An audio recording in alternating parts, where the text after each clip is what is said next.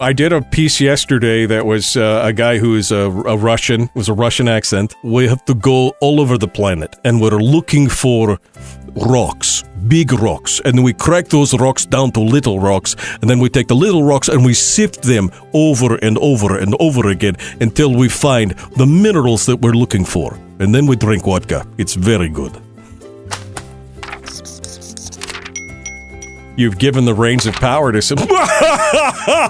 My name's Michael Dukes. I started working in radio when I was about 15 years old. Radio was my passion for a lot of things. I ended up being in talk radio primarily because there's more of a storytelling aspect to it. But my mom remembers telling me a story of me walking around with a handheld recorder pretending to be a war correspondent under the table of the dining room kind of thing, so it was always this kind of performance aspect of it. I did a lot of commercial production and things like that. I wrote and did copywriting and produced some of these great commercials that were kind of award-winning commercials in our area, and that to me was just kind of the height of what I did. I really loved that component to it. I lived in the interior of Alaska. There's not a whole lot of opportunity for voice actors in the interior of Alaska until this wonderful thing called the internet popped up. And then one day, I started to hear more and more about some of these different opportunities and some of the things, and I actually discovered voices.com because I was searching for a secondary voice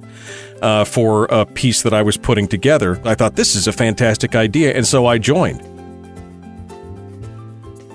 I was able to do a project for the National Geographic Society. I did a documentary for Nat Geo on the San Juan Fernandez exploration mission down there. And that was just, I was a guy who grew up watching Jacques Cousteau. And I used to watch National Geographic specials, obviously. Here I am kind of hitting it where I'm able to actually be the guy who's reading in the background while some other kid is watching about the seals and the turtles and the eels and everything else, and realizing that that's my voice going out there telling them the whole story about the Crystal Sea and everything else that they're doing there for National Geographic. There's been a lot of really cool stuff that I've done over the years, but I will have to say that Nat Geo one was the one that I just was like, that's it. That's that. Now, if I could just keep doing those, that would be perfect, right? That's what I'm looking for. First of all, voice acting is a craft. It's not just a profession.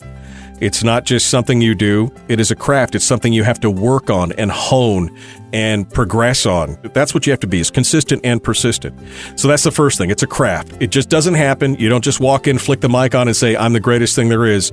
You're constantly going back and working on it. Number 2, persistence and consistency in your auditions. I remember seeing I think it was a webinar from Voices right after I joined, within a year after joining Voices to begin with.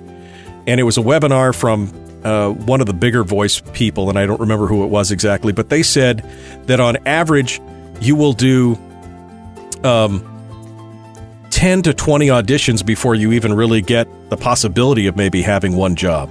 So I might do 8, 9, 10 auditions a day.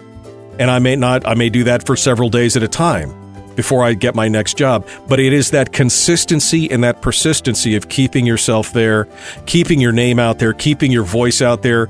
It helps you, again, with number 1, which is constantly, honing that craft. By doing those auditions, you're getting better. And then the final thing, the third thing I would say is, don't be afraid to go the extra mile. If they want 1 take, I give 2 or 3. If they want something a little special, I accommodate, no problem. I include extra files. I put cue marks in all my audio so that they can see if it's a big file with 43 cuts, there'll be 43 cue marks that they can just place them. It takes an extra 30 seconds for me to do that, but for them, it eliminates a lot of extra work. That little extra step can set you apart. I think you have to just look to the future. You can't get stuck in the moment. You have to set your goal. You have to set your ideal. You have to set what you want and just keep working towards that. And everything else to me is just a distraction at that point. I just want to say that anybody out there that wants something in life like this, maybe this is your goal. Maybe voice acting is something you've always thought, that's really what I want to do. Great. Go for it. And Voices helps you through that. Voices gives you the opportunity and the tools to make all that happen. Why not give it a shot and find that inner voice, that inner storyteller in you that could change your life.